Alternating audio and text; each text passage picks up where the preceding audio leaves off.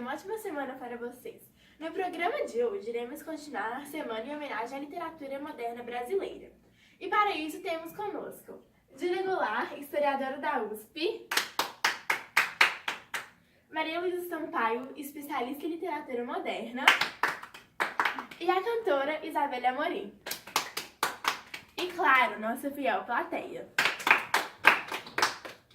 No programa de hoje, iremos falar sobre Morte e Vida Severina, de João Cabral de Melo Neto, e o coronelismo presente nele. Para começarmos, temos que entender o contexto histórico presente nele. Alguém sabe algo sobre o coronelismo? Já ouvi falar sobre.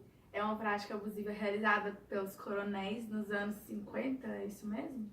É quase isso, na realidade foi nos anos 30. Mas vamos voltar lá no início para vocês entenderem melhor.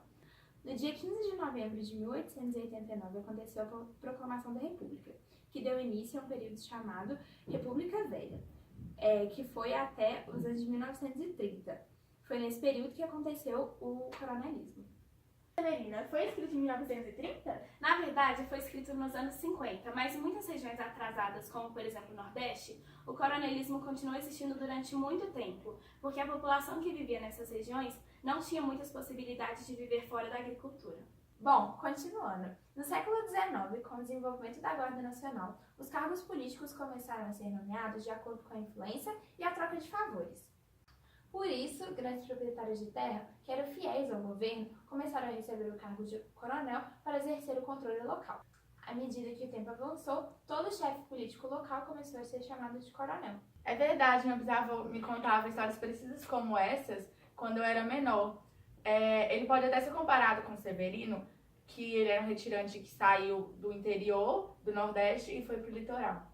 Que interessante, Isabelle! Conseguimos que nossa repórter Sofia fosse até um sertão nordestino para mostrar situações parecidas com o bisavô de Isabelle. Olá, Mavi! Estamos aqui em uma fazenda no interior da Paraíba, onde é possível ver muitos trabalhadores em condições precárias de vida. O dia a dia é muito árduo e representa a realidade de muitos trabalhadores atualmente no Brasil.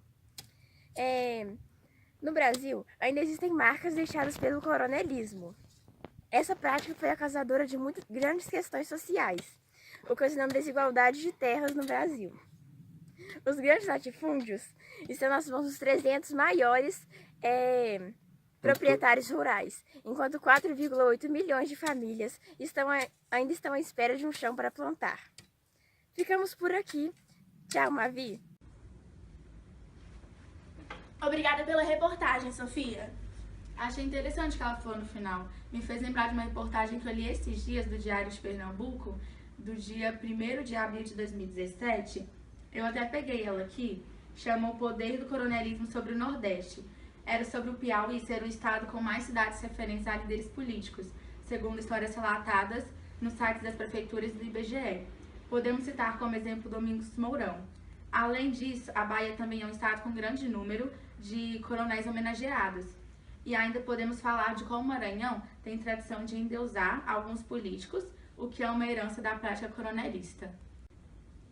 É engraçado como algumas coisas, mesmo depois de tantos anos, nunca mudam, não é mesmo? Verdade. Começou. Falando em reportagem, li ontem sobre as oligarquias que são diretamente ligadas ao coronelismo. A reportagem foi publicada no El País e trata dos políticos do Nordeste que transitam no poder há mais de um século. Isso era ligado diretamente ao coronelismo, porque os políticos herdam o poder de seus antepassados e continuam no controle. E há ao menos 2 ocorrências disso na Operação Lava Jato. Agora, Maria Luísa, você pode nos mostrar um pouco mais sobre a presença do coronelismo em Morte e Vida Severina? Claro! É possível perceber essa prática em diversas partes do livro. Tem algumas em que há referências implícitas e outras em que há referências explícitas aos coronéis. Por exemplo, na primeira parte, o retirante explica ao leitor quem é e a quem vai, a apresentação do Severino. Nesta, são retratadas as consequências geradas pelos abusos sexuais dos coronéis sobre as mulheres. Assim, haviam muitos indivíduos com o mesmo sobrenome. Esse sobrenome também representava a realidade de uma vida social árdua, precária e severa. Isso é mostrado no trecho, mas isso ainda diz pouco. Há muitos na freguesia por causa de um coronel que se chamou Zacarias e que foi o mais antigo senhor dessa Sesmaria. Na segunda parte, Severino encontra 2 homens carregando um defunto numa rede. Então, o retirante descobre que o homem tinha morrido de morte matada em uma emboscada. É possível perceber isso no trecho. E quem foi que o emboscou, irmão das almas? Quem contra ele soltou essa ave bala? Ali é difícil dizer, irmão das almas. Sempre há uma bala voando desocupada. E o que havia feito ele, irmão das almas? E o que havia ele feito contra tal pássara? Ter uns hectares de terra, irmão das almas, de pedra e areia lavada que cultivava. Mas que roças que ele tinha, irmão das almas, que podia ele plantar na pedra vara? Nos magros lábios de areia, irmão das almas, dos intervalos das pedras plantava palha. E era grande sua lavoura, irmão das almas, lavoura de muitas covas tão cobiçada? Tinha somente 10 quadras, irmão das almas, todas nos ombros da serra, nenhuma várzea. Mas por que o mataram, irmão das almas? Mas por que o mataram com espingarda? Queria mais espalhar-se, irmão das almas, queria voar mais livre essa ave bala. E agora o que passará, irmão das almas? O que acontecerá contra a espingarda? Mas campo tem para soltar, irmão das almas, tem mais onde fazer voar as filhas bala. Isso mostra que os coronéis matavam sem pestanejar, pois queriam as posses de todas as terras. Apesar disso, não tinham uma punição, ou seja, não eram presos e continuavam sempre a realizar essas práticas abusivas. E na página 118, na 8ª parte, há o seguinte trecho. Não é cova grande, é cova medida, é a terra que querias ver dividida. Apesar desse trecho estar muito associado à reforma agrária, também associa-se ao coronelismo, pois mostra que a maior parte das terras estava nas mãos dos coronéis, e, por isso, os nordestinos pobres não possuíam sua própria terra e acabavam trabalhando para os grandes latifundiários. Isso também é mostrado no trecho. Agora trabalharás só para ti, não ameias como antes em terra alheia. Os coronéis tinham realmente tanta autoridade assim? Sim, inclusive acima das leis. Sua palavra não poderia ser questionada e sua vontade política deveria prevalecer sempre. Mas sempre foi assim ou eles foram conquistando com o tempo?